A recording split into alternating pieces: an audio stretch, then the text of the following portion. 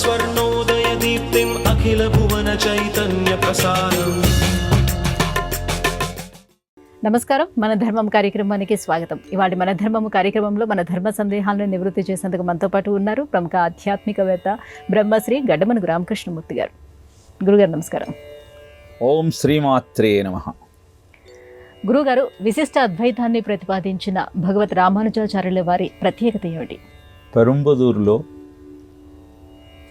కేశవాచార్యులు కాంతిమతి దంపతులకు పింగళినామ సంవత్సర వైశాఖ శుద్ధ పంచమి పర్వదినాన ఆర్ద్రా నక్షత్రంలో కర్కాటక లగ్నంలో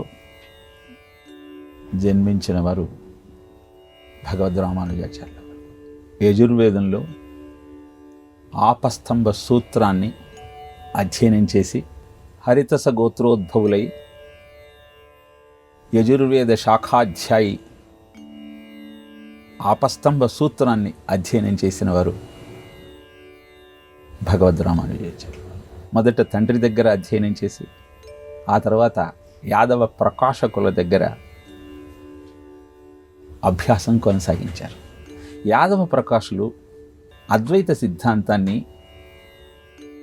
ప్రచారం చేస్తున్న నేపథ్యంలో విశిష్టాద్వైతాన్ని విశ్వసించి దానిని అందరికీ అందజేయాలన్న ఆలోచనలో ఉన్న రామానుజాచార్యుల వారు గురువు గారితో వాదన చేసి అనంతరం ఆ యాదవ ప్రకాశుల గారే రామానుజాచార్యుల శిష్యులుగా మారారు. 120 సంవత్సరాల తన జీవన ప్రమాణంలో ఏ సంవత్సరంలో అయితే వారు జన్మించారో అదే సంవత్సరంలో దేహత్యాగం చేశారు. ప్రపంచంలో ఉన్న ప్రజలందరికీ భగవత్ తత్వము యొక్క వైశిష్ట్యాన్ని వివరించాలన్న సంకల్పంతో ఎదురయ్యే అవరోధాలనన్నింటినీ దాటుకుంటూ అగ్ని పరీక్షలనన్నింటినీ పరిష్కరించుకుంటూ ముందుకు సాగిన మహానుభావులు రామానుజాచార్యుల వారు. సమతాభావమే అన్ని సమస్యలకు పరిష్కారమని, అందరిలో ఉన్న చైతన్యాన్ని గుర్తిస్తూ ఆరాధించినప్పుడే నిజమైన వైష్ణవారాధన అవుతున్నదని ప్రపంచానికి తెలియజెప్పినటువంటి మహానుభావం. శ్రీభాష్యం, వేదాంత సారం, వైకుంఠ గద్యం, శరణాగతి గద్యం, ఇలా అద్భుతమైన వాంగ్మయంతో సేవాభావన, దాస్య భావన ఎలా ఆ సర్వేశ్వరుడిని చేరుకోవడానికి మార్గం అవుతుందో తెలియజెప్పారు. ఇలా నిరంతర భగవన్నామ స్మరణ అన్ని సమస్యలను పరిష్కరించే సాధనమన్న భక్తిభావాన్ని ప్రజలలో అంకురింపజేసినటువంటి ఆచార్యులు భగవద్ రామానుజాచార్యులు. ఆ స్వామి యొక్క జీవిత విశేషాలన్నీ పరిశీలిస్తే అసూయ ద్వేషాలకు కానీ, అనవసరమైన కోపతాపాలకు కానీ ఆస్కారము లేదు అని మనం తెలుసుకోగలుగుతాం. శ్రీరంగంలో మేల్కోటే క్షేత్రంలో విష్ణు భక్తిని విశేషంగా ప్రాచుర్యంలోకి తెచ్చినటువంటి ఆ స్వామి జన్మించిన పర్వదినాన ఆయన మనకు అందించిన విజ్ఞానాన్ని అభ్యాసం చేస్తూ వారు చూపిన మార్గంలో ముందుకు సాగటం అనేది మన జీవితాన్ని మనం శ్రేయోపథంలో నడుపుకోవటానికి అవసరమైన సాధన. గురుగారు, రామానుజాచార్యుల వారు సమతాభావాన్ని పాటించిన మానవతామూర్తి అని అంటారు. ఇందుకు కారణం ఏమిటి? మంత్రము కేవలము అనుష్ఠానం చేసేవారికి మాత్రమే అందజేయాలి, కొందరికి మాత్రమే అది లభ్యం కావాలి అన్న నియమమున్న రోజులలో సదసి మంత్రం న ప్రకాశయేత్, సభలలో మంత్రాన్ని చెప్పకూడదు అని అందరినీ శాసిస్తున్న నేపథ్యంలో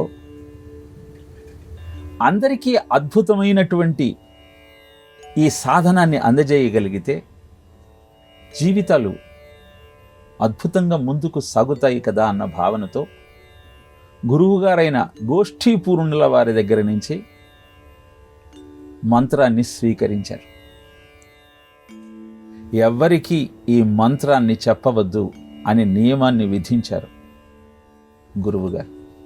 చెబితే ఏమవుతుంది అని ప్రశ్నించారు రామానుజాచార్యుల వారు. నరకానికి పోతావు అని ఆ విధంగా మంత్రాన్ని వేరే వారికి చెప్పటం వల్ల వచ్చేటువంటి విపరీతాన్ని తెలియజేశారు. విన్నవారికి ఎలాంటి ప్రయోజనం కలుగుతుంది అని ప్రశ్నించారు. మంత్రానుష్ఠానం ఎవరు చేస్తే వారు స్వామి సన్నిధికి చేరుకుంటారు, ఎదురయ్యే ఆటంకాలన్నింటినీ పరిష్కరించుకోగలుగుతారు, అద్భుతమైన ఆనందాన్ని అందుకోగలుగుతారు అని వివరించారు గోష్ఠీపూర్ణుల వారు. వెంటనే నేనొక్కడిని నరకానికి పోయినా దేశంలో ఉన్న ప్రజలంతా అద్భుతమైనటువంటి ఆనందాన్ని అందుకోగలుగుతారు కనుక నేను నరకానికి పోవటానికి సిద్ధమే అని తన మనసులోని భావన ప్రకటించి ఆలయ గోపురం పైకెక్కి మరీ ఓం నమో నారాయణాయ అన్న అద్భుతమైన అష్టాక్షరి మంత్రాన్ని ప్రపంచానికి చాటి చెప్పారు. అప్పుడు అర్థమైంది గురువు గారికి కూడా అద్భుతమైన రామానుజాచార్యుల వారి సమతాభావం, ప్రజలందరి కోసం తన జీవితాన్ని త్యాగం చేయడానికి సిద్ధమైన వాడే నిజమైన మహానుభావుడు. అలాంటి అద్భుతమైనటువంటి మంత్రాన్ని ప్రజలందరికీ అందించి వారి జీవితాన్ని సంస్కరించిన మహానుభావుడు భగవద్ రామానుజాచార్యుల వారు. గురుగారు, అలాగే మేల్కోటే క్షేత్రాన్ని సంరక్షించడానికి రామానుజుల వారు ఎలాంటి చర్యను అవలంబించారు? మ్లేచ్ఛులంతా దేవాలయాలన్నింటినీ ధ్వంసం చేస్తూ విగ్రహాలను అపహరించి కరిగించి బంగారాన్ని సొంతం చేసుకుంటున్న సమయం అది. మేల్కోటలో ఉన్న కృష్ణ విగ్రహాన్ని కూడా ఆ రాజ్యాన్ని పరిపాలిస్తున్న నవాబు కైవసం చేసుకొని తన కోశాగారంలో భద్రపరిచాడు.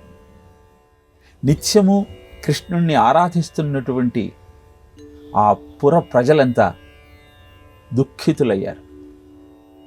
ఏం చేయాలో అర్థం కాక రామానుజులకు ఆ విపరీతాన్ని వివరించారు.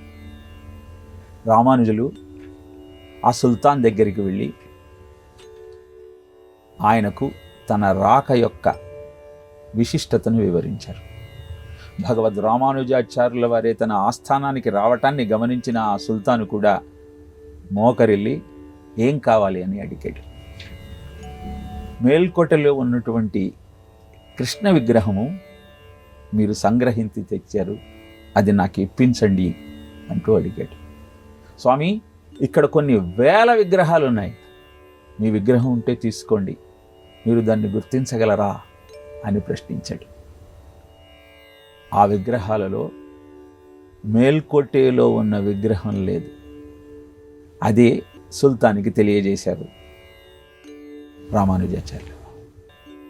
ఎలా ఉంటుంది స్వామి, మా వాళ్ళు కరిగించి ఉంటారు అంటే, నా కృష్ణుడు నేను పిలిస్తే ఎక్కడున్నా తిరిగి వస్తాడయ్యా అంటూ మంగళతుంగ నిరంతర చంద్రధురందర బృందధరాధిపతి మాధవ గౌరవసనమణి నూపురమర కథహార సురాధిపతి అంకిత చందనానుపమ సంజన అంజన రూషిత నయనపతే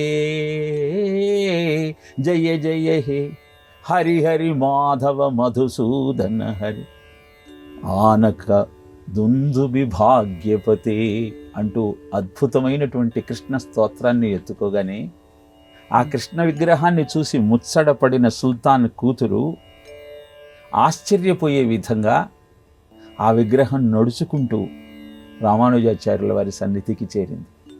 ఆ సుల్తాన్ కూడా ఆశ్చర్యపోయాడు. విగ్రహం కదిలి స్వామి కనుల ముందుకు వచ్చిన వైనాన్ని చూసి పరవశించిపోయాడు. భారతదేశంలో ఇంత అద్భుతమైనటువంటి ఆధ్యాత్మిక చింతన ఉన్నదా? భగవంతుణ్ణి కూడా శాసించి దగ్గరకు నడుచుకుంటూ వచ్చే విధంగా శాసించేటువంటి మహానుభావులు ఉన్నారా అని ఆశ్చర్యపోయాడు. అనంతరం ఆ కృష్ణుణ్ణి మేల్కోటెలో ప్రతిష్ఠించి అందరూ ఆరాధించటం ప్రారంభిస్తే ఆ కృష్ణుణ్ణి వదిలి ఉండలేని ఆ సుల్తాను కూతురు పరిగెత్తుకుంటూ మేల్కోటెకు వచ్చి అక్కడే తన జీవితం అంతా గడిపింది కృష్ణ ఆరాధనలతో. భారతి బంగరు ముంగిట భగవంతుడే పారాడెను, ఋషి సంతతి గొంతు విప్పి రుక్కులు చక్కగా పాడెను అన్నటువంటి అద్భుతమైన గీతానికి స్ఫూర్తి భగవద్ రామానుజాచార్యుల యొక్క ఈ మహిమయే. గురువుగారు, రామానుజుల వారు ఈ సమాజానికి అందించినటువంటి సందేశం ఏమిటి? ఆనాడు ఆయన అందించినటువంటి ఆ సందేశం నేటి ఈ కాలానికి ఎలా సమన్వయం చేసుకోవాలి? రామానుజుల వారు తన అన్ని ప్రవచనాలలో ఒకే మాట చెప్పేవారు, అందరికీ భగవంతుణ్ణి ఆరాధించేటువంటి అదృష్టం ఉన్నది, అది కొందరికే పరిమితం కాకూడదు. పాటించేటువంటి సాంప్రదాయాలు మూఢంగా ఉన్నట్టయితే వాటిని మానటమో మార్చటమో చెయ్యాలి, కానీ గుడ్డిగా అవలంబించకూడదు. అందరూ ఒకే ఆలోచనతో భగవంతుణ్ణి ఆరాధించటమే లక్ష్యంగా జీవితాన్ని కొనసాగించాలి. ఆలయంలో ఉన్న ఆ మూర్తిని సామాన్యమైన విగ్రహంగా, అక్కడ ఉన్న తీర్థంలోని నీటిని సామాన్యమైన జలంగా, మంత్రాలను సామాన్యమైన శబ్దాలుగా ఎవరు భావిస్తారో వారికి విముక్తి లేదు.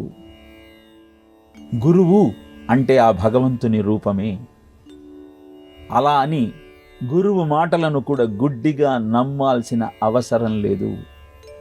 పరీక్షించి గురువు మీద విశ్వాసంతో అనుష్ఠానం చెయ్యాలి. గురువుని సామాన్యుడిగా, భగవంతుణ్ణి సామాన్యుడిగా భావించిన వాడు ఆరాధనకు పనికిరాడు. ప్రపత్తిని మించినటువంటి సాధన భగవత్ సన్నిధికి చేరుకోవటానికి మరొకటి లేదు. ఇలా సమాజంలో ఆనాటి సమయంలో ఉన్నటువంటి కుల ద్వేషాలను, మత విద్వేషాలను భేదిస్తూ భగవన్నామ సంకీర్తన ఒక్కటే భవ్యమైన జీవితానికి సోపానాన్ని నిర్మించే సాధనమని, భక్తి భావనలో ఉన్న వైశిష్ట్యాన్ని, ప్రపత్తి మార్గం యొక్క విశిష్టతను ప్రపంచానికి తెలియచెప్పిన వారు భగవద్ రామానుజాచార్యుల వారు.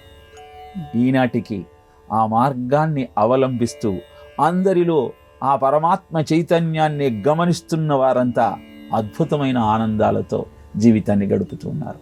యో మాం పశ్యతి సర్వత్రా సర్వంచమై పశ్యతి తస్యాహం న ప్రణశ్యామి సచమే న ప్రణశ్యతి. భగవద్గీతలో కృష్ణుడు తెలియజేసిన సత్యాన్ని ఆచరించి చూపించిన మహానుభావుడు భగవద్ రామానుజాచార్యుల వారు. గురుగారు, చైత్రశుద్ధ నవమి శ్రీరాముడి యొక్క పుట్టినరోజు. అదే రోజున సీతారాముల వారి కళ్యాణం ఎందుకు నిర్వహిస్తారు? సీతారామ కళ్యాణం అనేది ఒక ఆధ్యాత్మిక సత్యాన్ని అందరికీ తెలియజేసేటువంటి విషయం. నిజానికి శివధనుర్భంగం అయిన తరువాత జనక మహారాజు అందరినీ సమావేశపరిచి ఒక అభ్యర్థన చేస్తాడు. ఉత్తరే దివసే బ్రహ్మన్ ఫల్గుణాభ్యామనేషిణః వైవాహికాయాం ప్రశంసంతు భృగోయత్ర ప్రజాపతి. ఇవాళ మఖా నక్షత్రం, రేపు పుబ్బా నక్షత్రం, ఎల్లుండి ఉత్తర ఫల్గుణి నక్షత్రం. ఉత్తర ఫల్గుణి నక్షత్రానికి భృగు ప్రజాపతి అధిపతి. ఎవరైతే ఈ నక్షత్రంలో వివాహం చేసుకుంటారో వారికి సంతానం తొందరగా కలుగుతుంది. కనుక ఆ ఉత్తర ఫల్గుణి నక్షత్రంలో వివాహం చేద్దాము అని ప్రతిపాదిస్తే అందరూ ఆమోదిస్తారు. మరి మనం ఎందుకని సీతారామ కళ్యాణాన్ని చైత్రశుద్ధ నవమి నాడు అభిజిత్ ముహూర్తంలో చేస్తాం అంటే సీత ఆత్మకు చిహ్నం, రాముడు పరమాత్మకు చిహ్నం.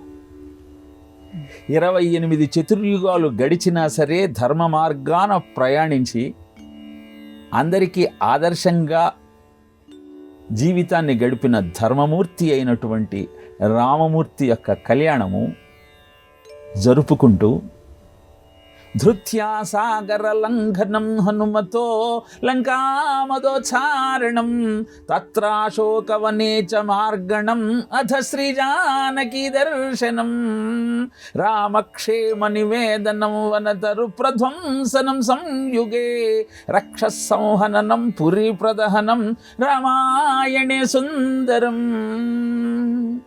రామాయణంలో సుందరకాండలో హనుమంతుడు 100 యోజనాల సముద్రాన్ని దాటి అశోకవనంలో ఉన్న సీతమ్మకు రామచంద్రమూర్తి యొక్క క్షేమ సమాచారాన్ని తెలియజేసి అనంతరము వనాలను తరువులను ధ్వంసం చేసి లంకను దహించి వచ్చాడు అని మనం చెప్పుకుంటాం.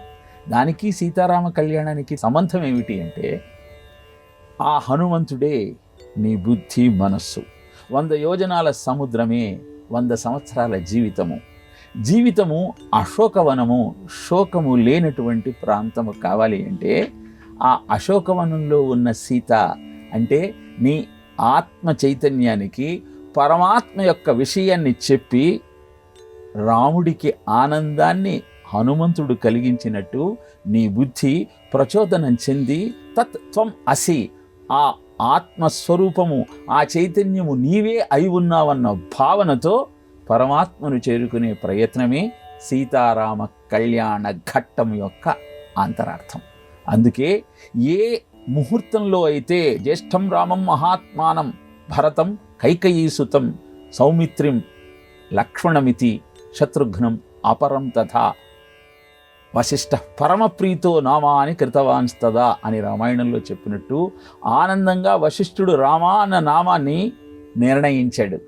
ఆ రాముడు ఆవిర్భవించిన సుముహూర్తంలోనే ఆ రామతత్వాన్ని తెలుసుకుంటూ ఆయనను చేరుకోవాలన్న ఆలోచనతో ఆచరించే అద్భుతమైన ప్రక్రియే సీతారామ కళ్యాణం. గురువుగారు, మనం సంకల్పం చెప్పుకునేటప్పుడు భరతవర్షే భరతఖండే అని చెప్పుకుంటూ ఉంటాం కదా, ఈ రెండింటి మధ్య తేడా ఏమిటి? సంకల్పంలో దేశ కాల సంకల్పాలు మనోరథాలు మూడింటిని మనం ప్రస్తావన చేస్తాం. అలా చెబుతూ మనం భరతవర్షే భరతఖండే మేరోర్ దక్షిణ దిగ్భాగే శ్రీశైలస్య వాయువ్య ప్రదేశే అని సంకల్పాన్ని పూర్తి చేస్తాం. భారతదేశానికి ఆ పేరు ఎలా వచ్చింది అంటే భరతుడు పరిపాలించాడు కనుక, లేదా జడభరతుడు పరిపాలించాడు కనుక, లేదా రాముని తమ్ముడైన భరతుడు పరిపాలించాడు కనుక అని చెప్పుకుంటాం. కానీ నిజానికి భరత అనేది యజ్ఞంలో ఉపయోగించే ఒక అగ్ని. అంటే భారతదేశం అని ఈ దేశాన్ని ఎందుకు పిలుస్తారు అంటే నిత్యము యజ్ఞాన్ని చేస్తూ జీవితాన్ని త్యాగమయంగా మలుచుకునే అలవాటు ఉన్నది కనుక. ఆ తరువాత దుష్యంతుడు శకుంతల ఇద్దరి వివాహం కారణంగా జన్మించిన భరతుడు అద్భుతమైనటువంటి ఆ సత్యాన్ని ప్రాచుర్యంలోకి తెచ్చాడు కనుక భరతవర్షే భరతఖండే అంటూ భారతదేశంలో నివాసముంటున్నటువంటి భారతీయుల అందరి లక్ష్యము కూడా జీవితాన్ని త్యాగమయంగా మార్చుకుంటూ ధర్మమే ఆధారంగా జీవించినటువంటి భరతుల లాంటి మహానుభావుల యొక్క దారిలో నడుస్తూ ధర్మార్థ కామమోక్షములనేటువంటి చతుర్విధ పురుషార్థములను సిద్ధింపచేసుకోవటం కోసం ముందుకు నడవటమే భరతవర్షే భరతఖండే మేరోర్ దక్షిణ దిగ్భాగే అంటూ సంకల్పం చెప్పుకోవటంలోని ఆంతర్యం. గురువుగారు, విశ్వామిత్రుడు తన సొంత కొడుకుల్నే ఎందుకు శపించాడు? కారణం ఏమిటి? విశ్వామిత్రుడు వశిష్ఠుని ద్వారా పరాభవింపబడిన తరువాత ధిక్షత్రియ బలం బ్రహ్మతేజో బలం బలం ఏకేన బ్రహ్మదండేన సర్వాస్త్రాణి హతానిమే, ఒక్క వశిష్ఠుడి యొక్క బ్రహ్మదండం ముందు నా అస్త్రశస్త్రాలు ఏవి పని చేయలేదు అని భావించి తపస్సు చేసుకోవటానికి వెళ్ళాడు. అలా 1000 సంవత్సరాలు తపస్సు చేసి రాజర్షిగా మారాడు.